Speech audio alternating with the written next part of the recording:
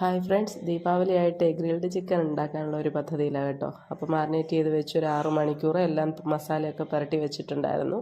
പിന്നെ നമ്മളിതാ ഇതുപോലെ കനലൊക്കെ ഇട്ടു, അതിലൊന്ന് സെറ്റ് ചെയ്തെടുത്തു. എല്ലാം ആ ഒരു രീതിക്കുള്ള സംഭവങ്ങളൊന്നും നമ്മുടെ കയ്യിലില്ല, പക്ഷെ നല്ല ടേസ്റ്റായിട്ട് തന്നെ കിട്ടിയിട്ടുണ്ടായിരുന്നു കേട്ടോ.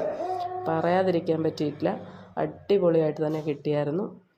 പിന്നെ നമ്മൾ ചപ്പാത്തിയാണ്, പൊറോട്ട വേണ്ടാന്ന് വെച്ചു.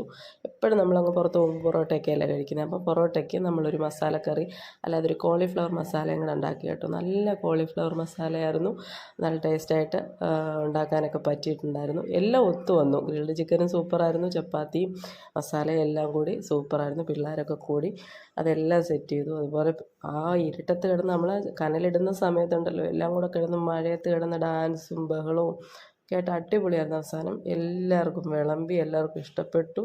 അടിപൊളിയായിരുന്നു കേട്ടോ.